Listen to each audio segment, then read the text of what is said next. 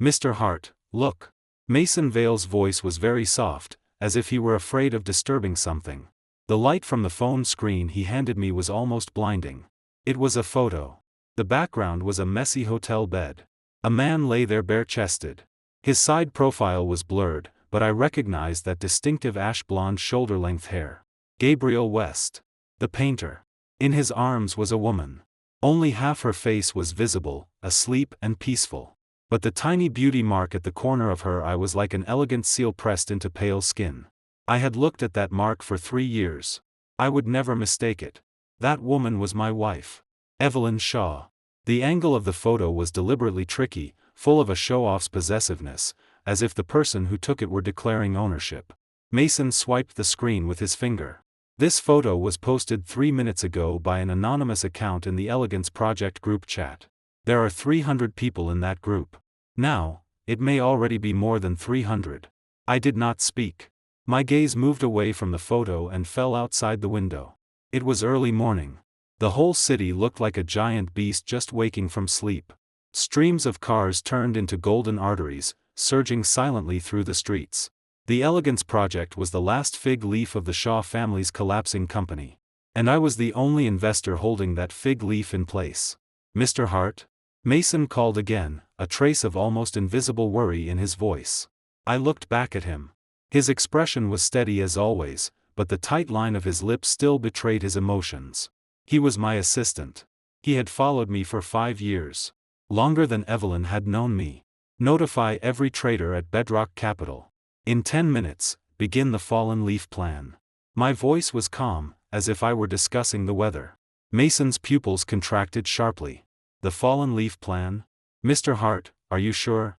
Once this plan begins, the full shorting and capital withdrawal against Shaw Group will be completed within 1 hour. It involves $9 billion in capital flow. There will be no turning back. I'm sure. I picked up the coffee on my desk and took a sip. It had gone cold. Bitter and astringent, like some concentrated version of life. Also, notify the legal department. Prepare the divorce agreement. Use the highest priority terms we drafted before. I have only one requirement. Fast. Mason looked at me deeply. Then he stopped asking questions. Yes. I'll handle it immediately. He turned and strode out of the office. The wind he brought with him stirred the documents on my desk, making them rustle. The whole world seemed to be reduced to that monotonous sound, and the silent but stabbing photo on the phone screen. I picked up my own phone and opened the family group chat that had been silent for a long time. My father-in-law. My mother-in-law. Evelyn. And me. I forwarded the photo Mason had sent me, exactly as it was. Then I muted the phone and placed it face down on the desk. Autumn wind is cold. Fallen leaves return to their roots. The fallen leaf plan was the ending I had prepared 6 months ago for the Shaw family. And for myself. I simply had not expected this day to arrive so fast. So shamefully. Julian Hart, are you even listening to me? Evelyn's impatient voice pulled me back from my chaotic thoughts. That was last night's conversation. We had sat at opposite ends of a long dining table, far apart as if a galaxy lay between us. I'm listening.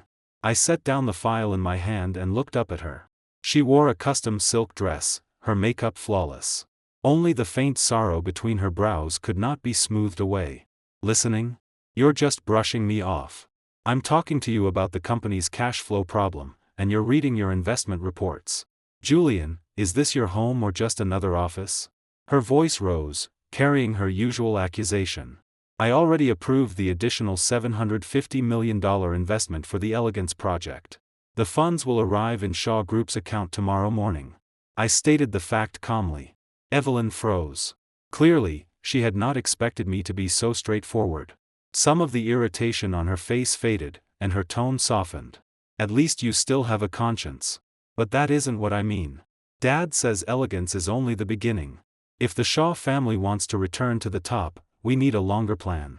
A plan worth at least $15 billion. A $15 billion plan? I repeated it and almost laughed. Evelyn, you know better than anyone what condition your father's company is in. It is like a broken ship full of holes. The money I've poured in over the past 3 years hasn't been fixing the holes. It has only been slowing the sinking. Julian. How can you talk about my family's company like that? She instantly exploded like a cat whose tail had been stepped on. That is where I was born and raised. Without the Shaw family, where would I be today?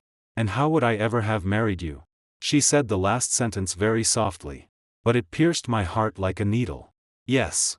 Without the Shaw family, how would she ever have married me? 3 years ago, I was only the rising, new king, in the capital market. She was the high and mighty Shaw family heiress. Our union was called by the outside world the perfect marriage between capital and prestige. I needed the Shaw family's golden signboard to endorse bedrock capital. And the fading Shaw family needed my money to preserve its surface glory. A deal. Each side taking what it needed. I'm tired. I don't want to argue. I stood, ready to return to the study. There you go again. Evelyn's voice rang behind me, full of disappointment and grievance. Julian, you're always like this. Other than money, what else can you give me? Have you ever cared about me? Do you know what I think about every day? Do you know whether I'm happy or unhappy? I stopped but did not turn around. I only know that your credit card bills, your new sports car, and the private club parties you throw with your friends are all paid by me. The air froze instantly. After a long time, I heard her tearful voice. You think I care about your money? You don't understand me at all. And you don't even want to. Gabriel understands me better than you do. He knows what flowers I like. He knows why I stare at a painting in silence. He can talk with me all night about poetry and distant places. What about you? All you ever talk about is stocks and funds. Gabriel. That name finally came out of her mouth like a fishbone. I turned and looked at her tearful face. So that's your reason for staying out all night yesterday? Her eyes dodged. She did not dare look at me.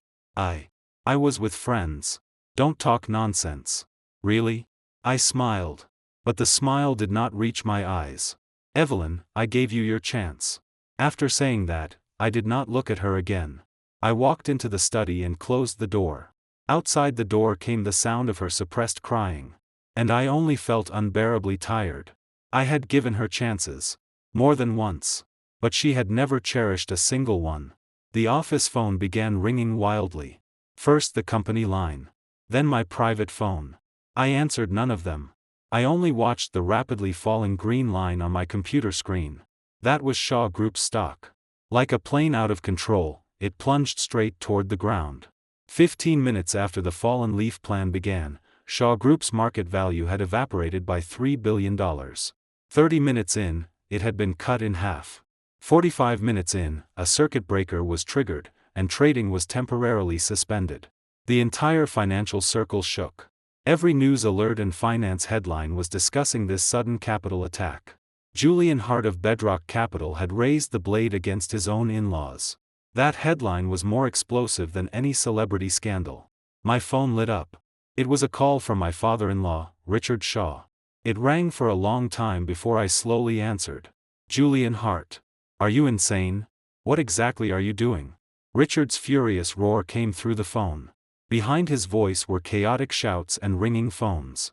He was probably standing in Shaw Group's trading room, watching his life's work turn into ashes. You should know very well what I'm doing. My tone was flat. No? I know nothing. Why are you doing this? We are family. Why are you destroying the Shaw family? Family? I laughed softly. Chairman Shaw, in your eyes, have the words family ever existed? To you, I was only an ATM that could continuously provide money. And your daughter was the tool you used to watch that ATM. You're talking nonsense. His voice clearly lacked confidence. Whether I'm talking nonsense, you know better than anyone. 3 years ago, when Shaw Group's cash chain snapped, you were the one who came to me first. You said that as long as I invested $4.5 billion, you would marry Evelyn to me. Do you still remember that deal? The other end fell into dead silence. Over the past 3 years, the money I poured into Shaw Group exceeded $9 billion in total. I exchanged that money for the Shaw family's surface glamour. I gave you, Richard Shaw, the chance to rise again. I thought my efforts could at least buy me the most basic respect. But I was wrong. You and your family treated me like a fool you could casually deceive. You spent my money with peace of mind while mocking me behind my back as a vulgar nouveau riche who understood nothing about romance. Now, the game is over. Julian, you can't do this. If you pull out, Shaw Group is finished. We're all finished. You'll ruin your reputation too. Is it worth it for one woman? This isn't for one woman. I looked out the window and spoke lightly. This is for myself. I am only taking back what belongs to me. As for reputation, I don't care. After saying that, I hung up. The world finally became quiet. I stood and walked to the massive floor-to-ceiling window. The sunlight was perfect. But it did not bring even a trace of warmth. Downstairs, a red Porsche pulled up. A familiar figure got out. Evelyn. She seemed not to realize what had happened yet. She was standing before the car window, carefully touching up her makeup. I picked up the internal phone on my desk. Let Mrs. Hart come up. When Evelyn opened the door to our home, it was already 4 in the afternoon. She was still wearing last night's clothes, carrying the mixed scent of hangover and perfume. Seeing that the living room lights were off, she seemed surprised. Julian? You're home? She kicked off her heels while asking casually. I sat on the sofa without turning on the lights, my whole body hidden in shadow. She seemed to sense that the atmosphere was wrong. She fumbled for the light switch. The living room lit up. Under the harsh light, the exhaustion on her face and the smudged makeup were fully exposed. When she saw me sitting on the sofa, she froze. Why didn't you go to the company? Her tone carried a trace of guilt. I did not answer. I only pushed the printed photo on the coffee table toward her. It was the photo of her and Gabriel. Clearer than it had been on the phone. More stabbing too. Evelyn's face turned white. She subconsciously stepped back, as if seeing a flood or a beast. Where did you get this? Were you following me? Her first reaction was not shame. Not apology. It was accusation. Do I need to follow you? I sneered. Evelyn, this photo may already have been seen by the whole city. What? She screamed and rushed over, trying to snatch the photo. I did not stop her. Her hands trembled as she picked it up and stared at it again and again, as if she wanted to burn a hole through it. Impossible. This is impossible. Gabriel wouldn't do this to me. She murmured, eyes scattered and unfocused. Gabriel? I chewed on that intimate name and found it unbearably ironic. Even now, you still think he is your true love? Shut up. She abruptly lifted her head, her red eyes fixed on me. It was you. It must have been you. Julian Hart, you're despicable. You couldn't get my heart, so you wanted to destroy me, right? Destroy you? I felt as if I had heard the funniest joke of the century. Evelyn, you overestimate yourself. Destroying you means nothing to me. I simply don't want anything dirty appearing in my world anymore. You. She trembled with anger, pointing at me but unable to say anything. Ding dong. The doorbell rang at an inappropriate time. Evelyn seemed to have found a life-saving straw. She stumbled to open the door. Mom, look. Julian is bullying me. Standing outside was my mother-in-law, Margaret Shaw. She had clearly come to demand answers. The moment Margaret entered, she saw the photo on the coffee table and her daughter in a daze. Her face instantly turned iron blue. But unlike Evelyn, she did not lose control immediately. Instead, she strode up to me and looked down at me. Julian Hart, did you do what happened to the company? Her voice was cold, carrying the pressure of an incoming storm. Yes. I calmly met her gaze. Why? What do you think? I pointed at the photo in Evelyn's hand. Margaret's eyes swept over the photo. Disgust flashed through them. But she quickly regained composure. She took a deep breath, as if trying to suppress her emotions. Because of one photo? Julian, you are a man. Your wife made a small mistake, and you use this kind of method to retaliate. Is your heart this narrow? A small mistake? I repeated the words, the mockery at the corner of my mouth deepening. In your eyes, making me wear a green hat known to the whole city is only a small mistake? What else would it be? Margaret's voice suddenly rose, revealing her fierce nature. Have you ever thought about why Evelyn made that mistake? For 3 years, what did you give her besides money? Did you ever care about her? She is a young woman in her 20s, guarding such a huge empty house. Do you know how bitter her heart felt? Mom, stop. Evelyn tugged at her sleeve, perhaps feeling those words were too much. Why should I stop? Margaret shook off her daughter's hand and pointed at my nose, screaming with full force. Julian Hart, my daughter marrying you was marrying down. The Shaw family allowed you to become our son-in-law because we thought highly of you. But you, instead of being grateful, turned around and bit us. Do you know that because of you, Shaw Group's stock hit the limit down?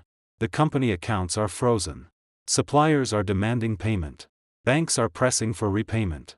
Your father-in-law just vomited blood in his office and was sent to the hospital. By the end, she was crying as if I were the most unforgivable sinner in the world. I listened quietly, no expression on my face. All of this was within my expectations. Seeing that I did not react, Margaret finally revealed her trump card. She wiped her tears, glared at me viciously, and said the sentence I had waited for a long time to hear. The company is completely bankrupt. Are you satisfied now? I looked at her. Slowly, I nodded. Yes. I am satisfied. Both Margaret and Evelyn froze. They probably had not expected me to admit it so directly. So shamelessly. You lunatic. Ungrateful wolf. Margaret trembled with rage and raised her hand to slap me. I did not dodge. But her slap never landed. Because at the door came an older, more authoritative voice. Stop. Have you not embarrassed yourselves enough? Standing at the door was my father-in-law, Richard Shaw. He wore hospital clothes, his face pale. A middle-aged man supported him. I recognized that man. He was Shaw Group's vice president and Richard's most trusted confidant. Dad, why are you here? The doctor said you needed to stay for observation. Evelyn cried out and hurried over. If I didn't come, this family would be torn apart by all of you. Richard pushed his daughter aside and walked straight to me. He looked me up and down, his eyes complicated. Julian, let's talk. Dad, what do you have to talk about with him? He's an ungrateful wolf. Our Shaw family supported him for nothing. Margaret was still adding fuel to the fire. Shut up. Richard turned and shouted at her. Margaret froze from the rebuke and dared not say another word. She only glared at me with resentment. Richard took a deep breath and turned back to me. His tone softened. Julian, I know this matter was Evelyn's fault. The Shaw family wronged you. He actually apologized first. That surprised me. I apologized to you on her behalf. On behalf of our family. As he spoke, he actually bent slightly at the waist. Dad, what are you doing? Evelyn and Margaret were both stunned. Richard had been proud his whole life. When had he ever lowered his head to anyone? I did not move. I only watched coldly. I knew this bow was not for family. It was for profit. Julian, I know you are angry. You can punish Evelyn however you want. Make her break things off with that improper man. Make her kneel and apologize to you. All of that is fine. But the company is innocent. Shaw Group is the hard work of several generations. There are also thousands of employees inside. Behind them are thousands of families. You cannot destroy everything because of a small conflict between husband and wife. That is not fair. He began playing the emotional card and preaching big principles. A small conflict? I finally spoke. My voice was as cold as ice. Chairman Shaw, you call this a small conflict? I raised a document in my hand. This is the prenuptial agreement between Evelyn and me. It clearly states that if either party commits infidelity during the marriage, that party leaves with nothing and pays the other party $15 million in emotional damages. Richard's expression changed. When we signed this agreement, you patted your chest and guaranteed that Evelyn would never do anything out of line. Now it seems your guarantee was worthless. Richard was speechless. Julian, we were married for 3 years. Do you really have to be this ruthless? Evelyn looked at me pitifully through tears. Ruthless? I stood and walked up to her, looking down at her. When you lay in bed with another man and took that kind of photo, why didn't you think of the word ruthless? When you spent my money with peace of mind to support your true love, why didn't you think of the word ruthless? When your whole family treated me like a fool and calculated the last bit of value you could squeeze from me, why didn't you think of the word ruthless? With every sentence, I stepped forward. Evelyn retreated under my pressure until she fell to the floor. Now you want to talk to me about feelings and fairness? Too late. I took another document from my pocket and threw it onto Richard's face. This is the divorce agreement. I've already signed it. Evelyn leaves with nothing. Shaw Group's debts are your own responsibility. Sign it, and we owe each other nothing. Richard picked up the divorce agreement with trembling hands. When he saw the terms, his already pale face lost all color. Impossible. Absolutely impossible. He shook his head again and again, as if seeing the most terrifying thing. Julian, you're trying to force us to death. I'm only taking back what belongs to me. I said lightly. Belongs to you? What part of Shaw Group belongs to you? You only invested some money. Margaret screamed. Some money? I laughed. Mrs. Shaw, it seems you know nothing about how Bedrock Capital works. The $9 billion I invested into Shaw Group was not my personal money. It was hot money I leveraged from the international market. I was only the manager of that money. This capital was backed by all of Shaw Group's quality assets as collateral, and it came with a valuation adjustment agreement. The agreement states that if Shaw Group's stock price falls below a certain threshold within 1 year, I have the right to purchase all shares of Shaw Group for $1, including the 51% held by your Shaw family. And this morning, Shaw Group's stock price fell below that threshold. My words exploded in the living room like a bomb. Richard, Margaret, and Evelyn all froze. When did you do this? Richard's voice shook. 1 year ago. The 10th time you came to me asking for money for the Elegance project. I looked at him and spoke word by word. That agreement was hidden inside the additional investment contract. At the time, you only looked at the numbers in front. You didn't even read the terms at the back before signing. You calculated against me. Richard pointed at me, failed to catch his breath, swayed, and fell straight backward. Dad. Richard. The living room descended into chaos. I watched coldly without the slightest emotion.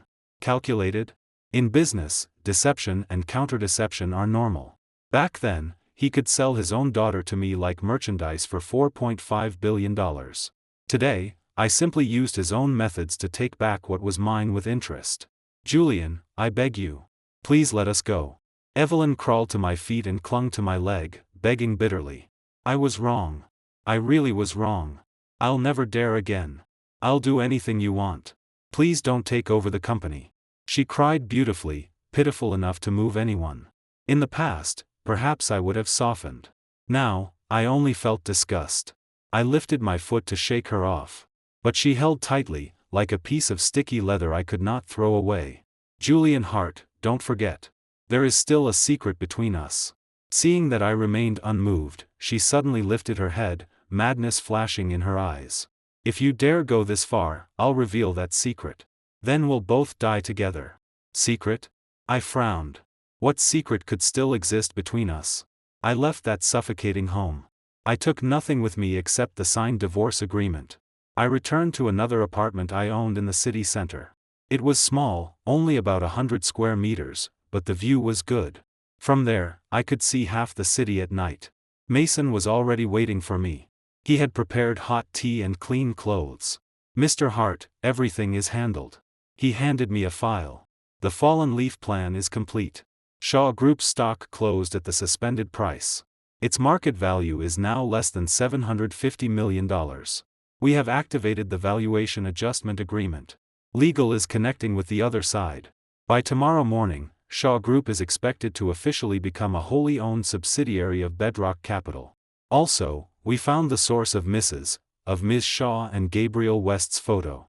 It was posted by an anonymous IP called Midnight Whisper from an internet cafe on the west side. I've sent people to investigate.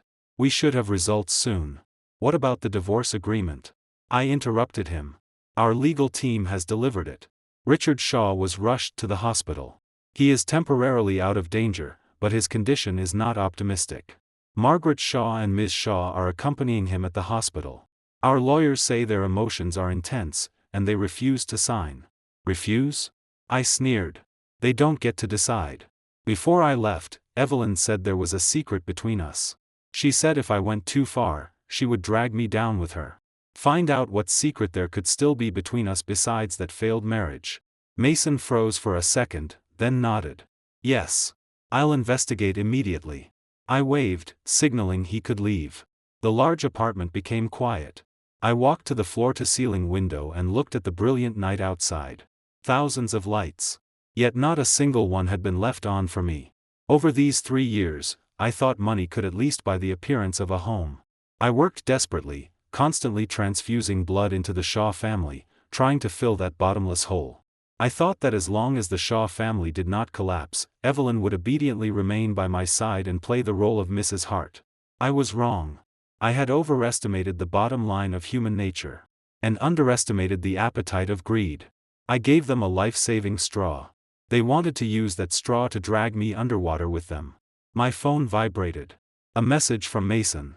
Mr. Hart, I found something that may be related to the secret Ms. Shaw mentioned. 3 years ago, shortly before your wedding, Ms. Shaw went to Switzerland. We found something interesting in her immigration records. She visited a private clinic on the shore of Lake Geneva. That clinic is not open to the public. It serves only a small group of ultra-wealthy clients. And its most famous service is surrogacy. Surrogacy? My heart sank violently. The next day, my legal team and the Shaw family's legal team formally confronted each other in a conference room. The Shaw family's lawyer was a famous, undefeated general in the industry. His last name was Warren. He was best known for divorce lawsuits, usually helping women obtain astronomical support payments. Mr. Hart, we believe the divorce agreement you proposed is extremely unfair and inhumane. Attorney Warren began with a tone of moral judgment. Ms. Shaw, as your legal wife, has managed the household for you for 3 years, honored your elders, attended countless business events, and added glory to your career. Now, because of one photo of unclear authenticity, you want her to leave with nothing. Legally and emotionally, that does not stand. Attorney Warren, please watch your wording. My chief lawyer, Attorney Linda Lee, a woman nearly 50 with perfectly combed hair, spoke coldly. We have professional technical verification regarding the photo's authenticity. As for whether my client's wife, Ms. Evelyn Shaw, truly managed the household and honored elders over these 3 years, we have more detailed records here. She pushed a thick stack of documents to the center of the table. These are Ms. Evelyn Shaw's credit card expenses over the past 3 years. Total spending, $20.55 million. 70% on luxury goods. 20% on dining and entertainment. The remaining 10% went to an institution called West Haven Gallery. These are Ms. Shaw's immigration records. Over the past 3 years, she traveled abroad an average of twice a month. Destinations include Paris, Milan, and the Maldives. Not once did she travel with my client, Mr. Julian Hart. As for honoring elders, as far as I know, Mr. Hart's parents live in the countryside. Ms. Shaw has not visited them once in 3 years. With every sentence Attorney Lee spoke, Attorney Warren's face darkened. These are private matters between husband and wife. They cannot serve as evidence in court. Is that so? Attorney Lee smiled and took out another file. Then what about this? Attorney Warren finally threw out their trump card. We have received Ms. Shaw's complaint that during the marriage, Mr. Hart subjected her to long-term emotional neglect, causing depression. This was also the main reason for her momentary mistake. We demand that Mr. Hart not only withdraw the unreasonable request for Ms. Shaw to leave with nothing, but also compensate her $75 million for emotional damages. Emotional neglect? Depression? Attorney Lee seemed to hear something amusing. She turned on the projector. A video appeared on the screen. In the video, Evelyn and a group of friends were partying wildly in a karaoke room. She stood on a table, holding a microphone, singing a heartbreaking love song with a bright smile on her face. In the lower right corner, the recording time was clearly visible. It was the day after she claimed to have visited a therapist for depression. Attorney Warren's face instantly turned liver-colored. My client only used this method to relieve the pain in her heart. His voice had become weak. Attorney Warren, I suggest that before you speak, you first coordinate with your client. Attorney Lee turned off the projector and leaned back, looking at him calmly. Now, let's talk about the secret Ms. Shaw threatened to reveal. While my lawyer and the Shaw family's lawyer were locked in battle, the man who claimed to be Evelyn's true love, the painter Gabriel West, suddenly held a press conference. At the conference, he did not deny anything or disappear like I expected. Quite the opposite. He dressed like a warrior charging into battle for love, tragic and heroic. I admit that the people in the photo are Evelyn and me. His first sentence detonated the room. We truly love each other. Evelyn is a canary trapped in a golden cage. She is not happy. Her husband, that man named Julian Hart, is a monster of capital who only knows how to measure everything with money. He gave Evelyn a wealthy material life, but never gave her one day of true love.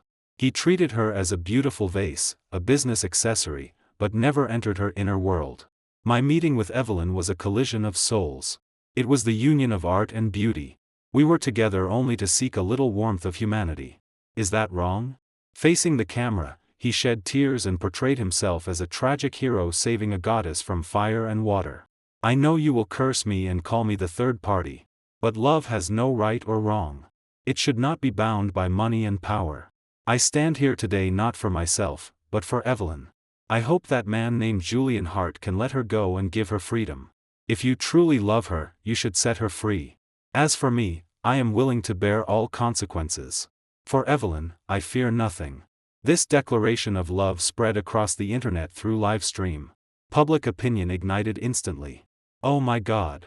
This is like a real-life domineering CEO and his runaway wife. This painter is so brave. He dares to fight a capital tycoon for love. Cheating is wrong, but if the marriage was truly that unhappy, pursuing true love is understandable, right? Julian Hart is too ruthless. He bankrupted his wife's family. Is that love? No, that's possessiveness. For a time, I became the cold, heartless villain who beat down lovebirds. And Gabriel West and Evelyn Shaw became warriors resisting power and pursuing true love. Mason sent me screenshots of those online comments, so angry that his hands shook. Mr. Hart, these people's values are twisted. They've turned black and white upside down. Should we immediately release a statement and clarify the truth? No need. I looked at Gabriel's supposedly affectionate face on the screen, the corner of my mouth curving coldly. The higher he jumps, the harder he falls. Let the bullet fly a little longer. Also, investigate this Gabriel West thoroughly. I don't believe that a penniless painter has the courage to challenge me publicly. Someone must be behind him. Yes, Mr. Hart. Mason accepted the order and left. I closed the live stream and rubbed my aching temples. This farce was becoming more and more interesting. I wanted to see how long this grand drama of true love above all could continue. Mr. Hart, the information you requested. Mason placed a thick file on my desk. On the cover were the words Shaw Group. This is the overnight audit report after we took over Shaw Group. The situation is worse than we expected. Mason's expression was serious. Shaw Group's accounts are an empty shell. Most of the $9 billion we invested over the past 3 years was not used for the development of the Elegance project. Instead, through various complicated related party transactions, it was transferred into private accounts belonging to the Shaw family. Richard Shaw in particular used his position to embezzle at least several $1 billion in company funds. Part of that money filled the holes from his failed investments years ago. The rest was used to purchase overseas mansions, antiques, and even a private island. In other words, Shaw Group had already been hollowed out by the father and daughter. Even if we hadn't withdrawn, it would not have survived half a year. I flipped through the shocking audit report. There was no surprise on my face. In truth, I had sensed these problems long ago. I had simply been deceiving myself. I thought that as long as I gave them enough money, they would behave. I thought Evelyn still had at least a shred of marital affection for me. Now it seemed I had been laughably naive. Mr. Hart, actually, during our first due diligence on Shaw Group 3 years ago, I discovered some issues. Mason hesitated, but still spoke. At that time, Shaw Group's debt ratio was already very high. Its internal management was chaotic, with serious nepotism. My suggestion back then was cautious investment. But you said what you valued was not Shaw Group's present, but its future. You believed that with your help, Shaw Group would definitely return to glory. You also said what you valued was Evelyn Shaw as a person. Mason's words pierced my heart like a spike. Yes. I had once been so certain. I thought I had married love. Or at least an exchange of interests wrapped in the disguise of love. I thought I could change her. Change the Shaw family. In the end, I changed nothing. I only became a bigger joke. Don't mention the past again. I closed the file, my voice slightly hoarse. Send this report anonymously to the Tax Bureau and the Economic Crimes Unit. I believe they will be more interested than we are. Also, notify PR. Prepare to hold a press conference. Since they like acting so much, we will build a stage and let everyone watch. Yes, Mr. Hart. Mason looked at me, concern flashing through his eyes. Are you all right? I'm fine. I waved, signaling him to leave. How could I be fine? My heart felt as if a piece had been dug out, leaving a hollow space where cold wind poured through. But so what? I chose this road myself. Even on my knees, I had to walk it to the end. Julian, come out. I know you're inside. Come out. Margaret's shrill shouting could be heard clearly through the thick security door. I did not know how she found this apartment. Early that morning, she brought people and blocked my door. Through the peephole, I saw several fierce-looking men standing behind her. They clearly were not good people. Mr. Hart, should we call the police? Mason frowned. No. I shook my head. She can't make a real mess. Let her make noise. The bigger, the better. But. No buts. I turned and went back to the living room, continuing to read my files. As if everything outside the door had nothing to do with me. Margaret screamed and cursed outside. She called me ungrateful. Heartless. A wolf in human skin. She used every vicious word she could think of. The community security guards soon arrived. But Margaret clawed and bit like a madwoman, and even the guards could do nothing. Finally, she grew tired and changed strategy. Julian, please. Open the door, all right? Let's talk. Her voice carried tears, sounding pitiful. I know the Shaw family wronged you. But Evelyn was your wife for 3 years. She is still so young. You can't destroy her entire life. She may even be carrying your child. That sentence exploded beside my ear like thunder. I shot up from the sofa. Mason was stunned too. Child? I walked to the door and asked coldly through it. Margaret, are you sure the child in her belly is mine? The voice outside paused. Then she became self-righteous again. Of course it's yours. If not yours, whose could it be? Evelyn may have made a mistake, but her heart still belongs to you. Just a few days ago, she told me she wanted to give you a child and live properly with you. Really? I sneered and opened the door. Margaret had not expected me to actually open it. She froze, then joy appeared on her face. Julian, you finally agreed to see me. I knew you still cared about Evelyn. I ignored her self-directed fantasy. Instead, I threw a file onto her face. Open your eyes and see what this is. Margaret picked up the document in confusion. It was a physical examination report. When she saw its contents, her face instantly turned white. What is this? This is my premarital physical exam report from 3 years ago. It clearly states that I, Julian Hart, suffer from congenital azoospermia. In other words, I cannot possibly have my own biological child. And this report back then, I showed to only one person. I looked at her and spoke each word clearly. Your good daughter. Evelyn Shaw. She held that report and solemnly told me that what she loved was me as a person, not my ability to have children. She also said she would forever keep this secret and protect my dignity. Now you tell me. Whose child is in her belly? Margaret's lips trembled. Not a single word came out. The men behind her also exchanged awkward looks. Get out.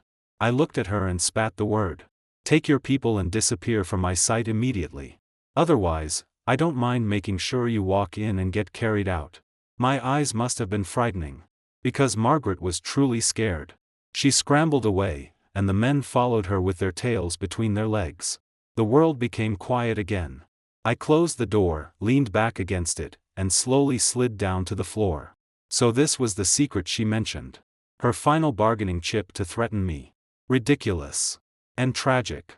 Margaret's scene outside my door ended miserably with my infertility report. Someone had filmed it and uploaded it online. The title was deliberately shocking. Shocking reversal. Billionaire CEO cannot have children. Wife's affair may have deeper secrets. In the video, my face was not shown. But Margaret's face, twisted with shock and shame, was captured clearly. The tide of public opinion began quietly shifting. Those who had supported Evelyn and Gabriel's "true love is innocent" narrative began to waver. If the man really can't have children, and the wife cheated and got pregnant, that completely changes the nature of this. This is marriage fraud. Pure and blatant. She cheated him of money and wanted him to raise someone else's child. Feeling sorry for the CEO for 1 second. He was cheated on and then had his mother-in-law block his door to force him to accept it. Too miserable. Evelyn's so-called friends could not sit still. They began attacking me online again. One influencer claiming to be Evelyn's best friend started a live stream.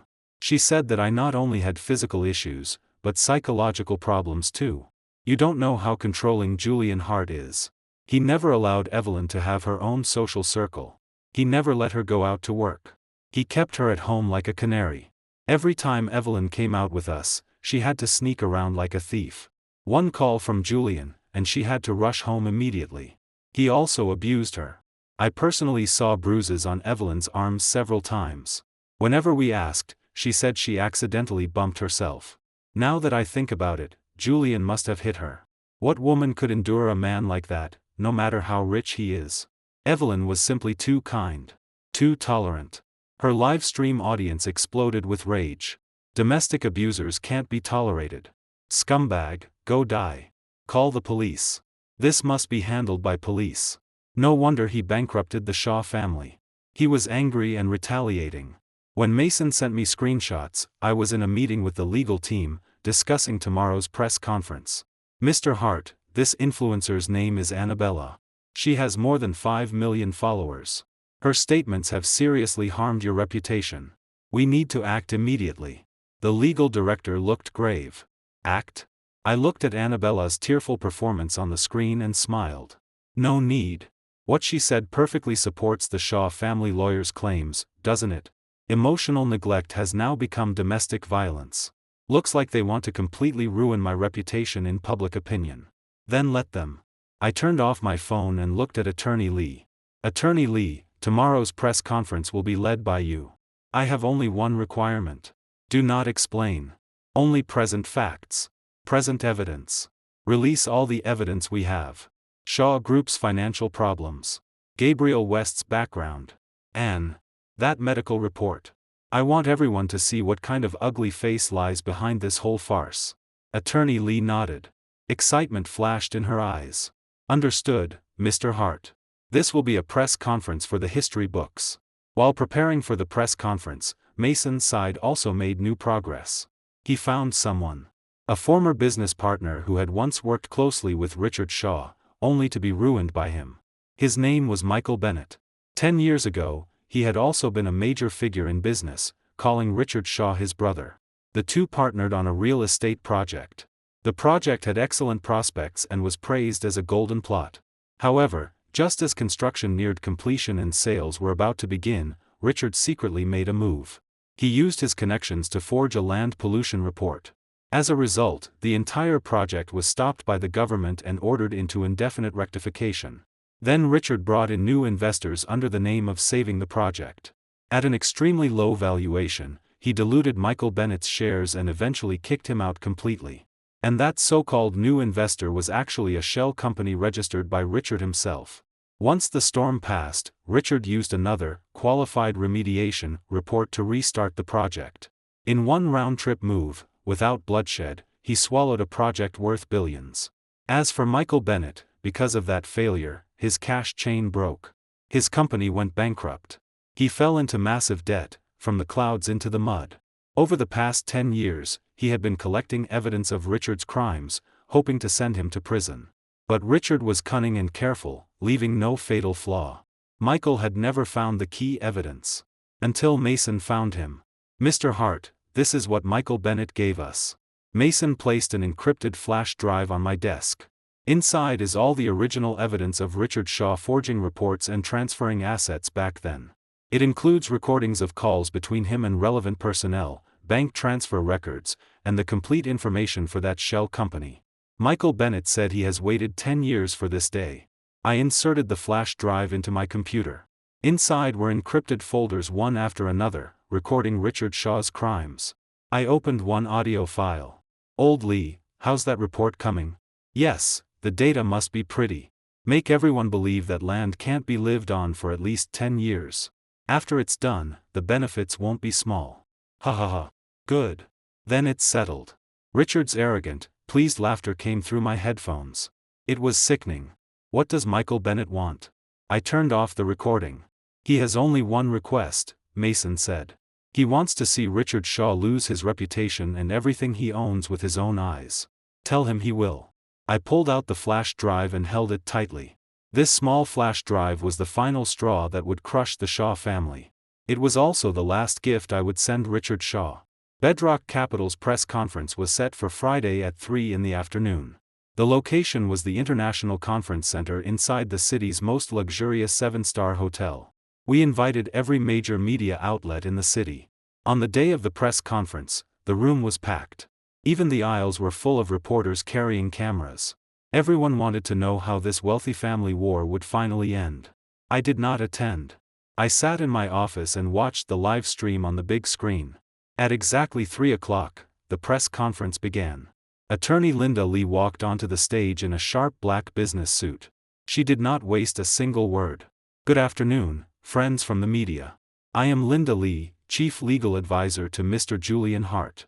Today, on Mr. Hart's behalf, I will clarify several facts." First, she responded to the accusations of domestic violence and control. A group of photos appeared on the large screen. This is Ms. Annabella, the influencer who accused Mr. Hart of domestic violence online. And this is Ms. Evelyn Shaw. As you can see, they have many close photos together at various occasions. They are indeed best friends. But there is another layer to their relationship. Attorney Lee pressed the remote. A bank transfer record appeared. This is Ms. Evelyn Shaw's personal account. Over the past year, she transferred money to Ms. Annabella's account 372 times. The total amount exceeds $750,000. Most of the notes on those transfers are promotional fee or publicity fee. In other words, this so-called best friend is actually a long-term paid public opinion operator hired by Ms. Shaw. Everything she said was nothing more than paid service, distorting truth and reversing black and white. As for the so-called bruises, we have testimony from Ms. Shaw's private fitness coach. Ms. Shaw was deeply interested in kickboxing and rock climbing.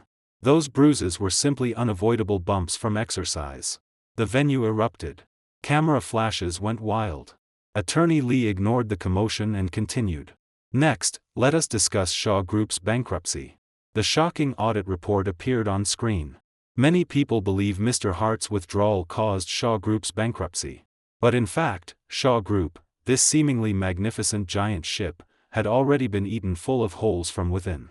This is part of the evidence we found after taking over Shaw Group. It shows that Mr. Richard Shaw and his family are suspected of embezzling company funds, engaging in illegal related party transactions, and misappropriating assets. These materials have already been submitted to relevant authorities. We trust that the law will soon make a fair judgment. If the previous revelations were appetizers, this was the main dish. Reporters in the room went completely wild. This was no longer wealthy family gossip. This was a naked criminal case. Finally, regarding the marriage between Mr. Hart and Ms. Shaw, Attorney Lee's tone became heavier. The infertility report appeared on the screen. This is Mr. Hart's personal privacy. It should never have been made public. But to clarify the truth, we have no choice but to disclose it. Mr. Hart and Ms. Shaw were married for 3 years without children, not because Mr. Hart did not want children, but because he could not have biological children. And Ms. Shaw, knowing this fact, still committed adultery during marriage and attempted to use a child of unknown paternity to deceive Mr. Hart and threaten him. The intention is malicious beyond words. For such a woman, Mr. Hart requests that she leave with nothing. May I ask, is that excessive? Attorney Lee looked across the room, every word powerful. The entire venue fell silent. Everyone was stunned speechless by this chain of reversals. Watching Attorney Lee's calm, confident face on screen, I slowly exhaled. It was over. Everything should be over. After the press conference, Mason's investigation report on Gabriel West also came out. Mr. Hart, Gabriel West is indeed no good. Mason's tone was full of contempt. He is not a real painter at all. His real name is Gavin Cooper. He only graduated from middle school, came from the countryside, and worked as an apprentice in a hair salon. Later, he felt that earning money was too slow, so he repackaged himself as an overseas returned artist. He specializes in approaching wealthy women in unhappy marriages. He is very good at pretending. He speaks well, is humorous, and understands women's psychology precisely. He plays different roles depending on what each woman likes. For women who like art, he talks about poetry and distant places. For women who like excitement, he takes them racing and adventuring. Once he succeeds, he uses reasons like artistic creation and opening galleries to cheat large amounts of money from them. After getting the money, he disappears and moves to another city to continue. We found that before Evelyn, he had deceived at least 5 women. The amount involved is in the tens of millions. One of them even had her family destroyed because of him and eventually jumped from a building. Listening to Mason's report, a chill rose in my heart. I had not expected Evelyn's so-called soulmate to be such a complete scumbag. Did he approach Evelyn for money too? I asked. Not entirely. Mason shook his head. This time, someone was behind him. We found that 1 month before Gabriel approached Evelyn, $750,000 suddenly appeared in his account. The money came from an investment company registered in the Cayman Islands. And the true owner behind that company is Victor Caldwell of Crown Peak Group. Victor Caldwell? I frowned. The name was familiar. He was one of my business competitors. We had faced each other on several projects. He was sinister, ruthless, and would do anything to win. So it was him. I instantly understood. Victor knew my relationship with the Shaw family. He also knew Shaw Group was my weak spot. He wanted to use the collapse of the Shaw family to strike at me. Gabriel West was the chess piece he planted beside me. That photo had likely been taken and leaked under Victor's instruction. A fine move. Borrowing another man's knife to kill. Unfortunately, he miscalculated one thing. He thought I would be restrained by the Shaw family and by that fake marriage. He did not expect me to cut off the rotting limbs so decisively. Mr. Hart, what do we do now? Should we release this evidence too? Mason asked. No. I shook my head. You don't deal with Victor Caldwell this way. Since he likes playing dirty, we'll play with him properly. I looked out the window, my gaze cold. Arrange a meeting with Victor Caldwell. Tell him I want to invite him for tea. Tell him I have something he will be interested in. Mason froze briefly, then understood. Yes, Mr. Hart. I'll handle it immediately. My meeting with Victor Caldwell was arranged at a private tea house not open to the public. When he arrived, he looked radiant, as if he were the victor. Mr. Hart, I've heard much about you. I didn't expect our first meeting to happen under these circumstances. He politely extended his hand. I did not shake it. I only gestured for him to sit. Mr. Caldwell, let's speak frankly. Gabriel West is your man, isn't he? I went straight to the point. Victor's smile stiffened for a moment, but quickly returned to normal. Mr. Hart must be joking. I don't know any Gabriel West or Gabriel East. Is that so? I pushed an envelope toward him. Mr. Caldwell, perhaps you should look at what's inside before deciding whether you know him. Suspicious, Victor opened the envelope. Inside were bank records showing his Cayman company transferring money to Gabriel, along with surveillance screenshots of the two meeting at a cafe. His expression instantly became ugly. Julian Hart, what do you mean? Are you using this to threaten me? Threaten? I smiled and poured him tea. You exaggerate, Mr. Caldwell. I only want to make friends. Make friends? I wouldn't dare make friends with someone like Mr. Hart, who burns bridges after crossing rivers. His words carried sarcasm, mocking how ruthlessly I had treated my own in-laws. You flatter me, Mr. Caldwell. Compared with me, your honey trap was truly clever. I lifted the cup and took a sip. Unfortunately, you calculated everything except one thing. I did not care about that woman. Nor the rotten mess behind her. You spent $750,000 and set up such a large game. In the end, you merely helped me make up my mind to clean house. Tell me, didn't you lose terribly on this deal? Victor's face turned blue and white. What exactly do you want? He finally lost composure. Simple. I set down the teacup and looked at him. Gabriel West is a habitual fraudster. He even has someone's death on his hands. If I hand this evidence to the police, he will spend the rest of his life in prison. And you, as his accomplice and instigator, may not escape either. You. Victor shot to his feet, terror in his eyes. Don't be nervous.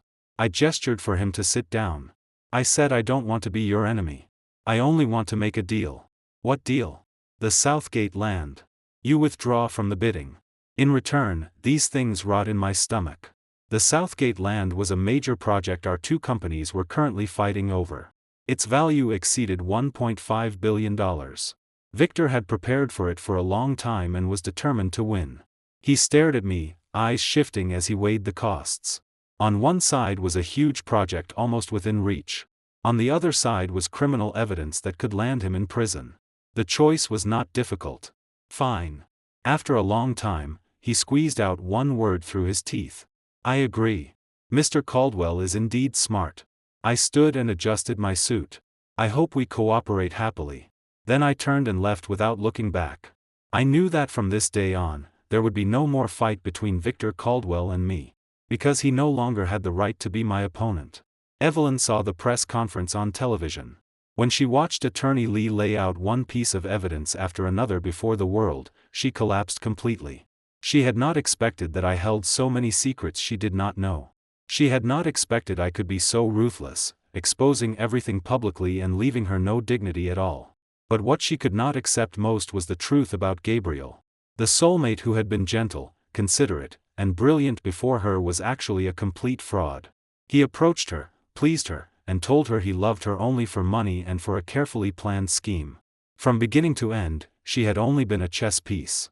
That blow was more fatal to her than losing all wealth. According to Mason, she smashed the television on the spot, rushed out of the hospital like a madwoman, and went to question Gabriel. At that moment, Gabriel had already chosen to run the moment he saw the press conference. He knew he had been exposed. If he stayed, only death awaited him. He booked the nearest flight abroad, planning to flee.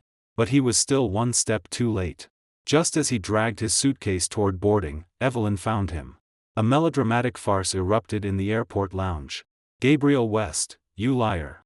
Why did you do this to me? Evelyn's hair was messy, her state almost crazed. She grabbed Gabriel's collar tightly and questioned him hysterically. Gabriel was startled and instinctively tried to push her away. Let go. You crazy woman. I won't let go. You have to explain today. Didn't you say you loved me? Didn't you say you would take me away? Why? Why was everything fake? Love? Gabriel seemed to hear the funniest joke in the world and sneered. Evelyn Shaw, wake up. Look in the mirror. Other than your father and your husband having a bit of dirty money, what do you have? Do you really think any man would love a useless rich girl who knows nothing except spending money? I'm telling you. From beginning to end, I never liked you. I was just carrying out a task. If you want to blame someone, blame that unlucky husband of yours for offending someone he shouldn't have offended. Gabriel's words stabbed into Evelyn's heart like knives. She stared blankly at the man before her as if seeing him for the first time. His face no longer held the gentleness and affection of the past. Only endless contempt and impatience remained. You. Evelyn trembled with rage. Unable to breathe, her vision went black, and she fainted. Gabriel took advantage of the chaos, shook off her grip, and vanished into the crowd. The farce ended with Evelyn being rushed back to the hospital and Gabriel disappearing. And all of it was clearly recorded by airport surveillance cameras and countless passers-by's phones. The sky above the Shaw family completely collapsed. After the press conference, tax and economic crime authorities quickly formed a joint investigation team and entered Shaw Group. The tricks Richard had played over the years were hidden, but before the machinery of the state, they were nothing. Embezzlement, illegal asset transfers, tax evasion, forgery of financial instruments. One charge after another was confirmed. The key evidence provided by Michael Bennett became the final straw that crushed the camel. Richard Shaw, as Shaw Group's legal representative and the root of everything, was formally arrested. When the police came for him, he did not resist or scream like Margaret. He simply put on his coat calmly and said one thing to Margaret, who came to see him off. I underestimated Julian Hart. And overestimated ourselves. Margaret collapsed to the floor, wailing. She could not understand how overnight she had gone from the high and mighty chairman's wife to the family member of a criminal. The Shaw villa was seized by the court. Bank accounts were frozen. Relatives and friends who had once flocked to them now avoided them like plague, afraid of being dragged down. When the tree falls, the monkeys scatter. The world's coldness is never clearer. As for Evelyn, after waking in the hospital and hearing about her father's arrest, her mind collapsed completely. She did not eat, did not drink, did not speak. She only stared blankly at the ceiling all day, like a puppet without a soul. The doctor said that after repeated shocks, the child in her womb could not be saved. On the day of the miscarriage operation, only Margaret stayed by her side. Looking at her daughter being pushed out of the operating room, face gray as death, Margaret felt her heart die too. She knew they were finished. The rest of their lives would be spent in endless regret and poverty. And all of it was because they had provoked someone they should never have provoked. They always thought that man named Julian Hart was only a rich fool. An ATM they could casually control. They forgot that this man had carved a bloody road through the man-eating capital market with his own hands. He could lift you to heaven. And he could make you fall into hell. All it took was one thought. The divorce lawsuit proceeded unusually smoothly. Before ironclad evidence, the Shaw family's undefeated general, Attorney Warren, was completely silenced. He even voluntarily gave up defending them in court. In the end, the court fully supported my claims. My marriage with Evelyn Shaw was formally dissolved. The prenuptial agreement was valid. Evelyn left with nothing. Everyone expected that result. The day I received the judgment, the weather was good. The sun was bright. I walked out of the courthouse and saw a familiar car parked at the entrance. Mason. He leaned against the car door. Seeing me come out, he gave me a sincere smile. Congratulations, Mr. Hart. No, now I should call you Mr. Julian Hart. Yes. Finally free. I stretched, feeling the huge stone pressing on my heart finally move away. Where do you want to go? I'll drive you. Mason opened the door for me. Home. I got into the car and gave him my parents' address. It was a place I had not returned to in a long time. For these 3 years, I had been busy with work and the Shaw family's messes. I had almost no time to visit them. Whenever I called, I rushed through a few sentences, reporting only good news and never the bad. Now, finally, I could remove all disguises and exhaustion and return to the original harbor. The car sped along the highway. Looking at the scenery retreating outside the window, my thoughts became complicated. This 3-year marriage had been like a grand and absurd dream. I had gained the social status and capital accumulation I wanted. But I had also lost the most precious trust and emotion. I did not know whether this deal had been profit or loss. By the way, Mr. Hart. Mason's voice interrupted my thoughts. There is something I don't know if I should tell you. Say it. What can't be said between us? It's about Ms. Shaw. Mason glanced at me through the rearview mirror. She called me yesterday. What did she say? My heart still tightened uncontrollably. She didn't say much. She only cried. She cried very hard. She begged me to give her your phone number. She said she wanted to say sorry to you. Did you give it? No. Mason shook his head. I told her you had changed numbers. I told her the past is past. Let you, and let her, both begin new lives. You did well. I leaned back and closed my eyes. Yes. It was all in the past. The words I'm sorry are the weakest and cheapest words in this world. I did not need them. And she did not deserve to say them. In the end, Mason still could not withstand Evelyn's repeated pleas. Or perhaps he felt it was necessary for me to end this matter personally. He gave Evelyn a one-time encrypted number, enough for one call only. When the call connected, I was helping my mother make dumplings. My mother's hands were skillful. The dumplings she wrapped looked like little gold ingots, neatly lined up on the board. Hello? I walked to the balcony and answered. It's me. From the other end came a hoarse, unfamiliar voice. I froze for a moment before realizing it was Evelyn. We had not contacted each other for nearly a month. What is it? My tone was calm. There was a long silence on the other end. I could even hear her suppressed breathing and faint sobs. I'm sorry. After a long time, she finally forced those words from her throat. I really know I was wrong. Her voice was full of regret and exhaustion. My father was sentenced to 20 years. My mother couldn't handle the blow. Her mind isn't stable now. She's in a care facility. Our family is completely finished. She cried until she could barely speak. I listened quietly, saying nothing. All of it was their own doing. Julian, I know I have no right to ask anything from you now. I just want to ask you one question. Did you ever, even a little, love me? Her voice was humble into the dust. I fell silent. Did I love her? Perhaps I did. When I first saw her, she wore a white dress and stood in sunlight, smiling at me. At that moment, I thought I had seen an angel. I thought I could use everything I had to protect that angel's smile. But later, I discovered that angel had a price. Her smile. Her love. Everything about her could be measured in money. And I happened to be the one who could afford the price. Julian, I know I was wrong. I really do. I don't ask you to forgive me. I only ask, can you lend me some money? Seeing that I remained silent for too long, she finally revealed the real purpose of her call. My mother's care facility needs money. I also need to live. Right now, I have nothing. I can't find a job, and my landlord is urging me to pay rent. Don't worry. I'll definitely pay you back. After I find a job, I'll pay you back slowly every month. Enough. I interrupted her. Evelyn, even now, you still don't understand where you went wrong. You were too greedy. And too selfish. You took everything for granted. You thought that with your beauty and family background, you could do whatever you wanted.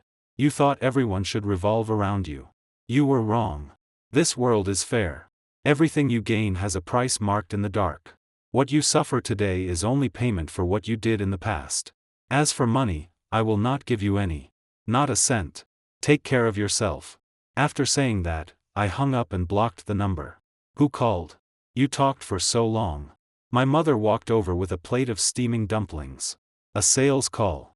I smiled and took the plate. Let's eat, Mom. I'm hungry. Under the sunlight, the smell of dumplings mixed with the scent of home.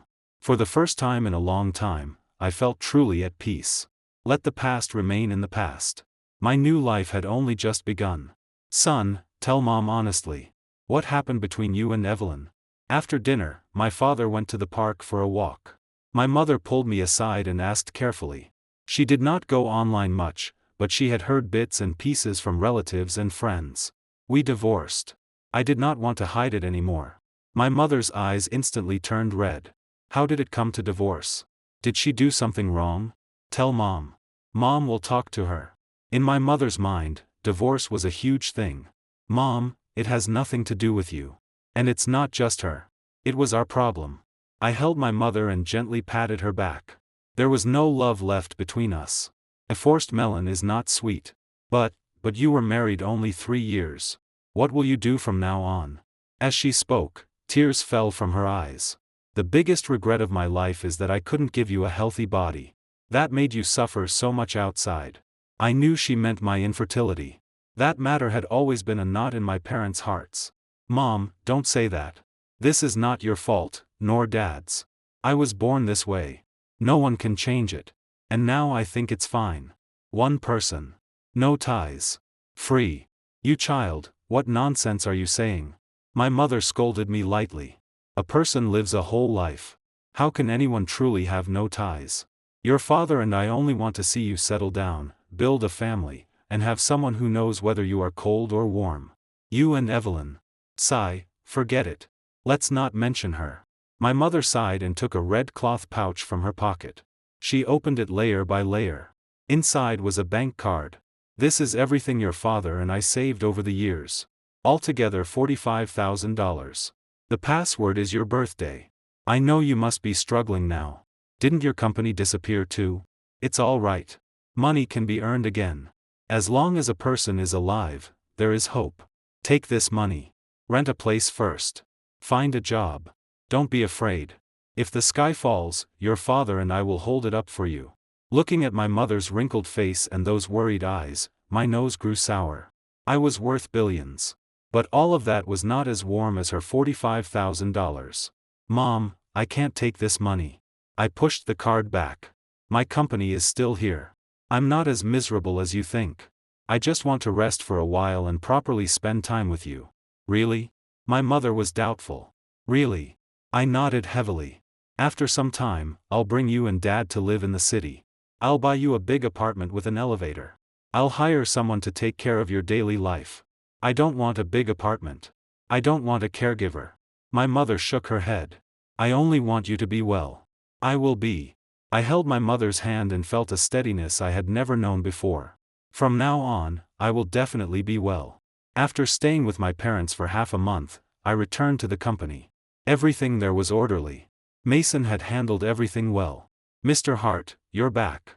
Seeing me, sincere joy appeared on his face. I'm back. I nodded. You worked hard during this time. Not hard. This is what I should do. Mason smiled and brewed a cup of tea for me. By the way, Mr. Hart, there are several things I need to report. First, regarding Shaw Group. We have completed all asset restructuring and staff streamlining. We removed the bad assets and nepotism hires. The current Shaw Group has regained vitality. It should return to profitability next quarter. Second, regarding Victor Caldwell. He kept his word and voluntarily withdrew from bidding on the Southgate project. We successfully won that project. This project will be Bedrock Capital's most important growth point for the next 5 years. Third, regarding Gabriel West. Mason paused and took a newspaper from the folder. He failed to escape. At the border of a neighboring country, he was arrested by local police. Because he is suspected in multiple fraud cases and indirectly caused one person's death, the circumstances are serious. Our police have already sent people over to prepare for extradition. What awaits him will be severe legal punishment. I took the newspaper. On it was a photo of Gabriel at the moment of arrest. He was handcuffed, face full of defeat and despair.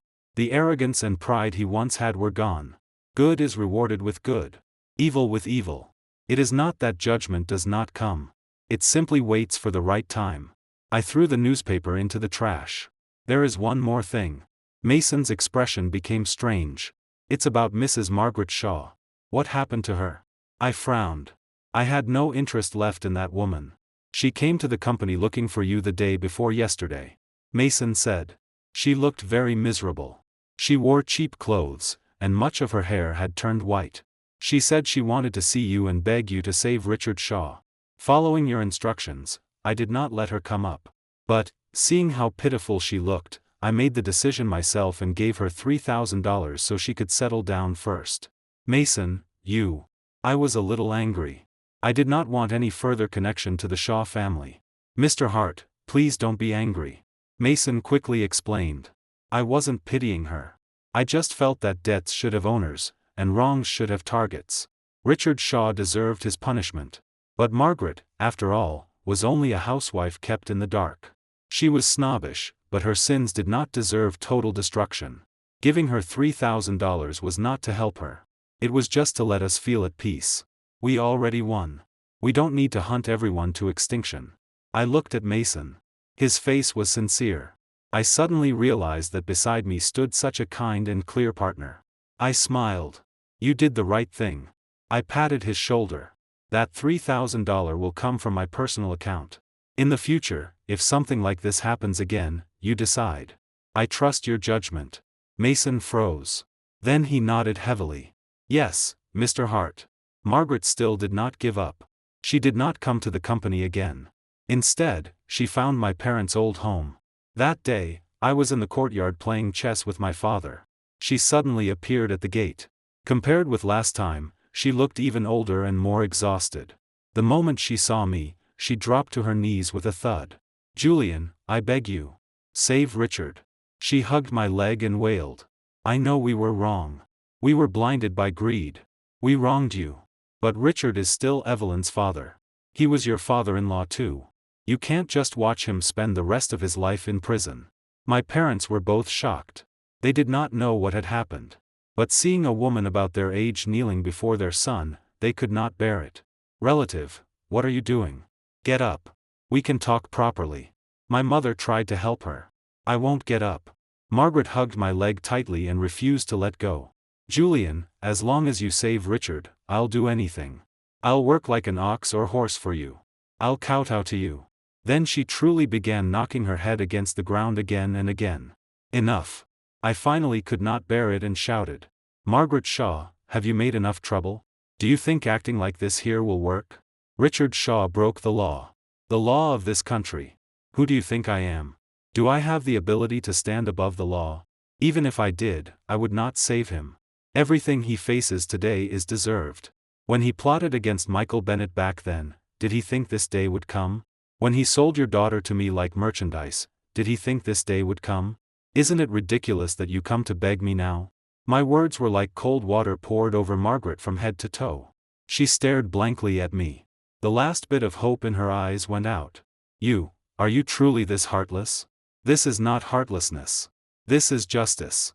I looked at her and spoke each word clearly. The heavens have cycles. No one escapes what they deserve. Leave. Do not disturb my family again. Otherwise, don't blame me for being impolite. I helped my mother up, returned to the house, and closed the door. Outside was Margaret's desperate, shrill crying. It lingered for a long time. Son, she's quite pitiful. My mother could not bear it. Pitiful people often have hateful parts. I poured my mother a cup of hot water. Mom, you and Dad don't interfere in this. I will handle it properly. In the future, no matter who comes, don't open the door. If anything happens, call me. I did not want my parents disturbed by these dirty matters anymore. They had worked hard all their lives. They deserved a peaceful old age. After Gabriel was extradited home, his case attracted national attention. Under media digging, all his past crimes were exposed one by one. He had not only cheated multiple women out of money. He was suspected of psychological manipulation, coercive control, and indirectly causing the death of one victim. For a time, he became a rat crossing the street. Everyone shouted to beat him. In court, he confessed to his crimes. But in his final statement, he suddenly mentioned me. I admit I am a liar. I am scum. I am willing to accept legal punishment. But everything I did was instructed by someone else. It was Victor Caldwell of Crown Peak Group who paid me to approach Evelyn Shaw and destroy her family. He is the real mastermind. He wanted to drag Victor down in order to reduce his own sentence. Unfortunately, he had miscalculated. Who was Victor Caldwell? Old, cunning, and watertight. The money he gave Gabriel had passed through several overseas shell companies and multiple layers. It could not be traced back to him. And the surveillance footage at the cafe where they met just happened to be broken that day. So Gabriel's accusation could not stand legally. In the end, the court sentenced Gabriel West to life imprisonment for fraud and intentional injury on a psychological level, among multiple crimes. When the sentence was announced, he collapsed in the defendant's seat, face ashen. As for Victor Caldwell, he continued safely as his billionaire self. When Mason told me this news, I was reviewing the Southgate project's planning map. Mr. Hart, should we give Victor Caldwell another warning? Mason seemed unwilling. No need. I shook my head. Dogs biting dogs only leave a mouthful of fur. Let them play among themselves. Victor may have luckily escaped this time, but his reputation in the circle is completely rotten. Who would dare cooperate with someone who can sell out even his partners at any time? His good days won't last. I care more about our project. I pointed to an area on the planning map. Here, I plan to build a non-profit art center, open to the public for free. It will specifically support talented young artists without backgrounds. Mason froze for a moment, then understood my intention. Mr. Hart, you mean? I simply don't want to see another Gabriel West appear. I said lightly. There are too many people like Gabriel in this world. Talented, but twisted in heart. Many times, they take the wrong path because they never received a legitimate chance to use their talent. What I want to do is give them that chance. As for whether they seize it, that depends on their own fate. Mason looked at me with admiration in his eyes. Yes, Mr. Hart. I understand. I'll handle it immediately. After the Southgate project began, the first thing I did was visit Michael Bennett. He now lived in a very ordinary residential community. The apartment was not large, but it was kept clean. He was surprised to see me. Mr. Hart, what an honor. I should have welcomed you properly. He invited me in and brewed tea. His complexion was much better than the last time we met. Mr. Bennett, no need to be polite. I came today to discuss a business deal with you. A business deal? Michael smiled self-mockingly. Mr. Hart, you must be joking. I'm only an old man with nothing left. What business could there be? No. In my eyes, you are still the real estate tycoon who once dominated the industry 10 years ago. I looked at him seriously. I want to invite you to serve as chief consultant for the Southgate project. Michael froze. Me? Yes. You. I nodded. You planned that project yourself back then. No one understands that land better than you. I need your experience. Your vision. Your wisdom. As for compensation, besides consultant fees, I will give you 10% of the project's profit shares. Michael's eyes reddened instantly. Not because of the 10%. But because of my words. I need you. Over the past 10 years, he had fallen from the clouds and endured endless cold eyes and ridicule. Everyone treated him as a failure. A bringer of bad luck. Only I still remembered his past glory. Only I was willing to trust his ability. Mr. Hart. A man in his 50s choked up. You are delivering coal in the snow. No. I shook my head. I'm not delivering coal in the snow. I simply don't want a hero buried in dust. What Richard Shaw owed you, I'll help return it. From today on, what you lost will be taken back by your own hands, little by little. Michael could no longer control his emotions. Tears burst from his eyes. He stood and bowed deeply to me. Mr. Hart, no words can express such gratitude. From today on, my life belongs to you. I helped him up and patted his shoulder. I don't want your life. I only want you to join me and stir this era upside down. We looked at each other and smiled. Everything was understood without words. I knew that from today onward, my business empire had gained another capable general. Time passed quickly. In the blink of an eye, 1 year had gone by. Under the joint efforts of Michael Bennett and me, the Southgate project achieved enormous success. The new community we created, combining residential space, commerce, and art, became the hottest property in the city. On opening day, every unit sold out. Bedrock Capital's reputation reached a new height because of it. And I finally fulfilled my promise. I brought my parents to the city and bought them a top-floor duplex with a garden. My mother spent every day planting flowers and grass in the garden, enjoying herself. My father became obsessed with fishing. Every day, he joined a group of old men at a lake in the suburbs and sat there for hours. Smiles returned to their faces. Mason, too, had grown into a vice president capable of handling things alone. I turned most company matters over to him and Michael. As for me, I began living a semi-retired life. Playing golf. Reading. Occasionally visiting the art center and chatting with young artists. Life was calm and fulfilling.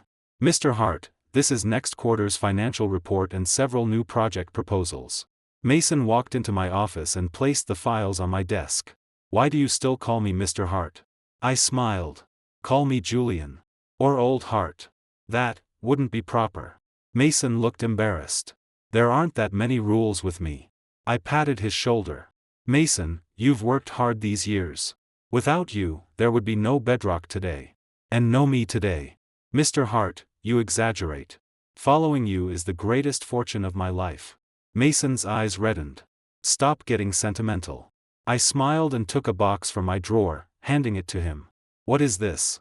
A gift for you. A wedding gift. I had attended his wedding the week before. The bride was the company's chief financial officer, a capable and beautiful woman. Mason opened the box. Inside was a car key and a property deed. The car was the newest Maybach. The house was the best Riverview flat inside the Southgate project. Mr. Hart, this is too expensive. I can't accept it. Mason hurriedly pushed the box back. You deserve it. I pushed the box back to him. I, Julian Hart, never mistreat anyone who treats me well. Take it. From now on, live well. And help me guard Bedrock properly. Mason looked at me. His lips moved. In the end, he did not refuse again. He bowed deeply to me. Thank you, brother. This was the first time he called me that. I smiled. No need to be polite. We are brothers. One rainy afternoon, I went to the art center to see an exhibition. At the exit, I unexpectedly met Evelyn. She held a transparent umbrella and stood under the eaves, seemingly waiting for someone. She had lost a lot of weight. Her skin was darker now. She wore faded jeans and an ordinary t-shirt. Her face had no makeup, no trace of the exquisite arrogance of the past.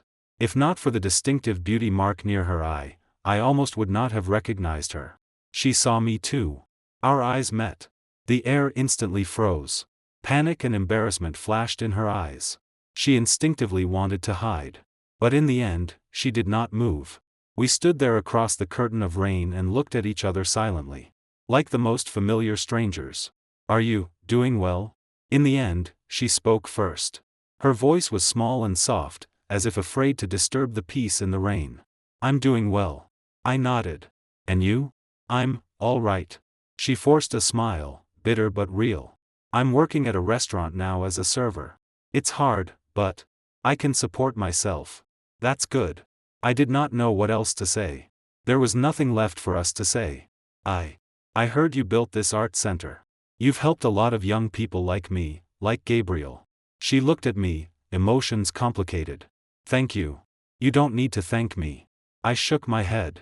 I only did what I felt I should do. The rain gradually stopped. A bus slowly approached and stopped at the station. My bus is here. I should go. She smiled at me.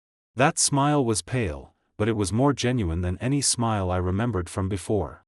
Julian, goodbye. Goodbye. She turned, opened her umbrella, and merged into the flow of passengers boarding the bus.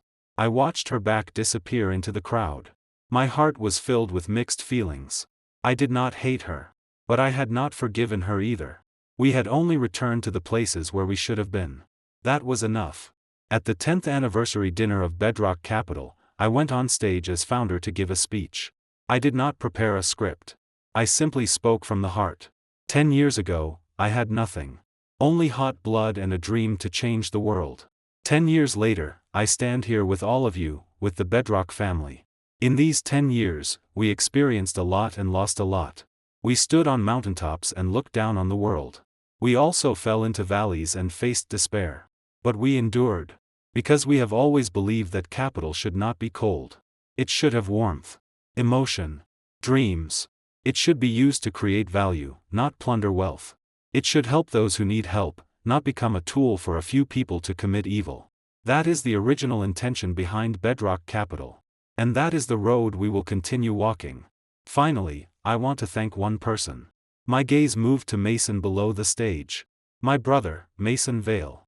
Thank you for 10 years of loyalty. Thank you for standing with me through wind and rain. This glass is for you. I raised my glass and drank it all. Thunderous applause rose from the audience. Mason stood too. His eyes were wet as he lifted his glass toward me from afar. After the dinner ended, I went to the rooftop alone.